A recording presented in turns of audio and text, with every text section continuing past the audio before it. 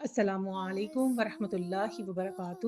بسم اللہ الرحمن الرحیم۔ اللہم صلی علی سیدنا محمد وعلی آل سیدنا محمد صلی اللہ علیہ وآلہ وسلم۔ پیاری بہنوں، یہ واقعہ ہمیں یاد دلاتا ہے کہ نبی صلی اللہ علیہ وآلہ وسلم کی محبت اور رحمت صرف انسانوں تک محدود نہیں بلکہ ہر شے تک پہنچتی ہے۔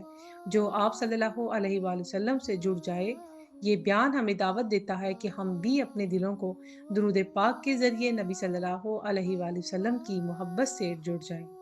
مدینہ کی فضا میں ایک دن ایک عجیب منظر رقم ہوا۔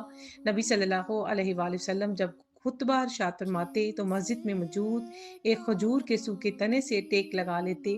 وہ تنا بے زبان تھا مگر محروم نہیں تھا۔ وہ جانتا تھا کہ کسی ہستی کا قرب اسے نصیب ہے۔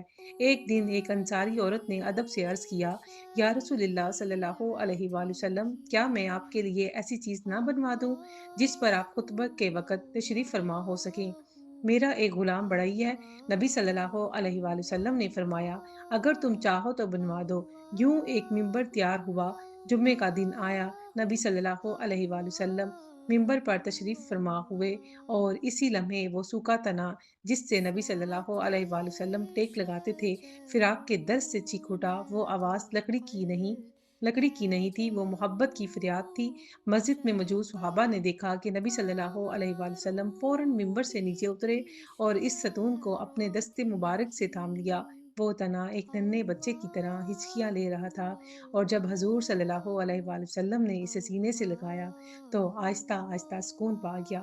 پیاری بہنوں، یہ منظر صرف معجزہ نہیں تھا، یہ محبت کی صنعت تھی۔ یہ گواہی تھی کہ نبی صلی اللہ علیہ وآلہ وسلم کی رحمت صرف انسانوں تک محدود نہیں بلکہ ہر شے تک پہنچتی ہے۔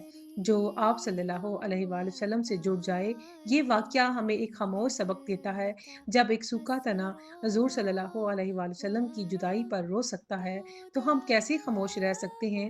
پیاری بہنوں، میری پیاری بہنوں، ہم زبان رکھتے ہیں، دل رکھتے ہیں، شعور رکھتے ہیں، پھر کیوں نہ ہم بھی اپنے نبی صلی اللہ علیہ وآلہ وسلم سے درود کے ذریعے جڑ جائیں۔ درود وہ رشتہ ہے جو دل کو نبی صلی اللہ علیہ وآلہ وسلم سے جوڑتا ہے، اور نبی صلی اللہ علیہ وآلہ وسلم ہمیں رب سے جوڑ دیتے ہیں۔ آج ہم خود بھی درود پڑھیں اور اپنی بیٹیوں، بہنوں، دوستوں کو سکھائیں، اس پیغام کو شیئر کریں کہ درود صرف ثواب نہیں، یہ محبت کا اظہار ہے، یہ وفا کا اعلان ہے۔